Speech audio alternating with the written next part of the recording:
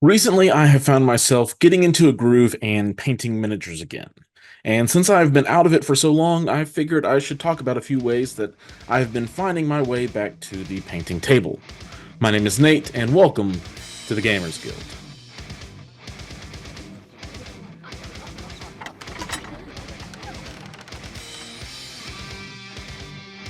Now, before I get into any of my tips, I want to give a shout out to Jason from Splintered Brush Studio for letting me use his amazing entry into the Worthy this year for my thumbnail, but also for taking the time to talk about He Maintains Hobby Motivation as well. If you want to see some of his other work, there will be a link to his link tree down in the description of this video.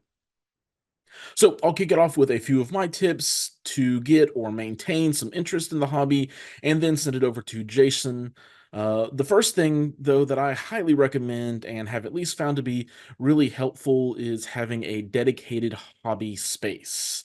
More power to you if you can also manage to keep that space clean. I know I can't always manage that.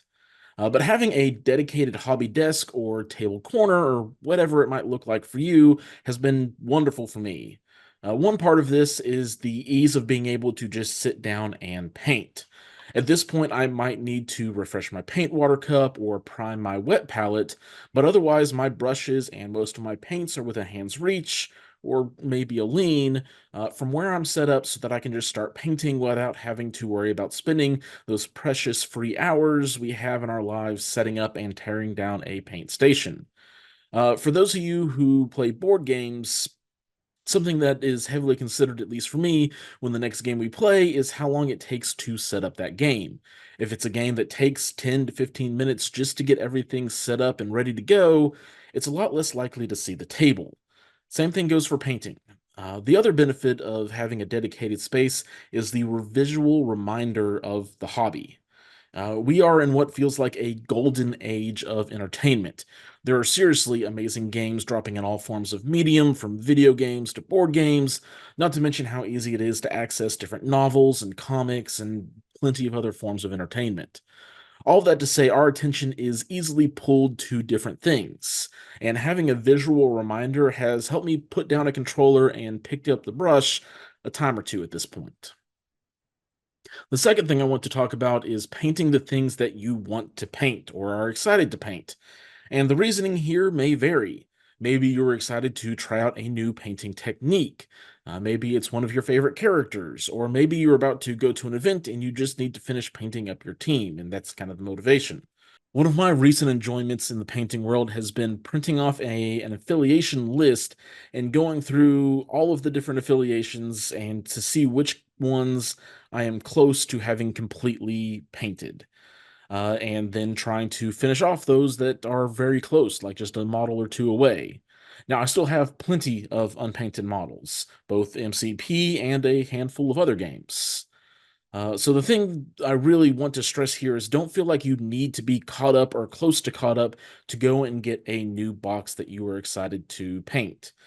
Don't get me wrong, if you have some models collecting dust that really aren't likely to see the light of day, maybe throw them up for sale at a LGS buy, trade, swap, meet kind of a thing. But really, if you have a character or sculpt that excites you enough to get back to the painting table, go and do it. Go and get it. And hopefully it spark that enjoyment of the hobby so that you can get some of the other older things back to the painting table as well. And you don't necessarily need to feel guilty about that. My third tip is a bit of a jumble of thought, so hopefully it makes sense to you guys as I just kind of throw it out there. Paint with a purpose in mind. Or as our wise painting sage Dallas Kemp would ask, what is the destiny of your miniature? Not every miniature you paint needs to be better than the last paint job you completed. Not to mention some of the absolutely terrific paint jobs that are out there in the world by actual professionals that we have no right to compare ourselves to. It's totally okay to paint to the point of where you're just happy with the results. One of my personal examples with this was a lot of these Shield releases. I painted these guys up in almost exclusively contrast paints. Nothing against contrast paints, it's just not my usual style. There's not as much control, and et cetera, et cetera. But they still look great. And most importantly to me, they're done. So go into a project with an expectation of what you're wanting out of the paint job. Sometimes you just want to get the mini ready for the table so that you're playing it painted. Other times you might want to go in to push yourself with a new technique or just refining what you already know. I also want to tack on to don't worry about how long any character takes to get painted up, no matter what style you're doing. I typically take a couple of hours just to get my base coats blocked in, so don't feel pressured when you see someone you shouldn't be comparing yourself to in the first place be able to crank out a entire model in like an hour. And with that, though, I will send it over to Jason, and I'll be back with my personal best hobby motivator after he's done. Answer a couple of questions about what gets me motivated on days where I'm just not feeling it, and what brings back the joy and the motivation to finish ongoing or upcoming projects. Now, I'm going to answer both of these questions at the exact same time, and it's with one simple method that I've been using for the last decade, and it's having multiple projects going on all at once. Now, currently, right now, I'm working on 2 Marvel Crisis Protocol rosters, a worthy entry for next year, a Golden Demon entry for next year, and a few busts.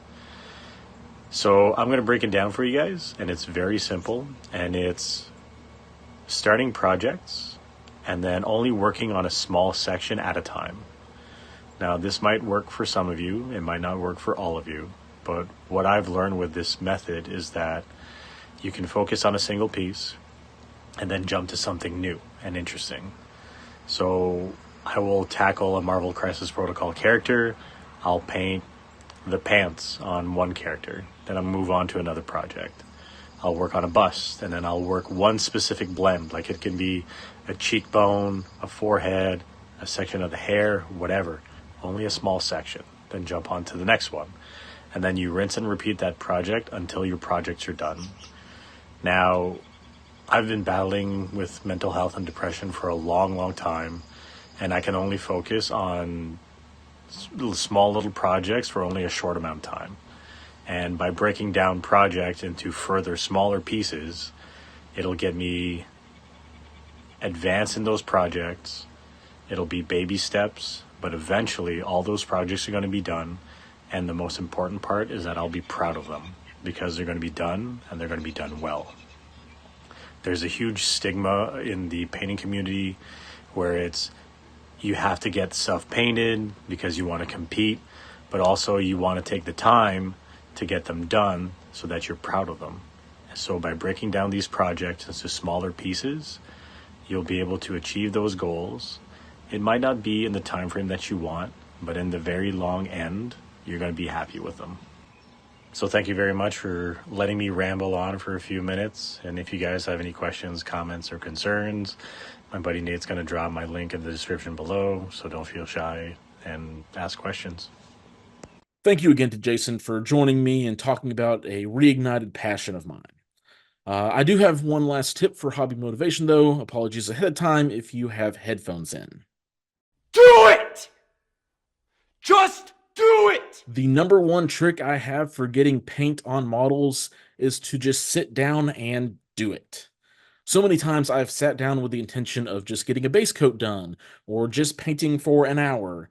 I'll start up a TV show or an audiobook, and before I know it, my wife has sent me a text saying she has gone to sleep and to not stay up too late.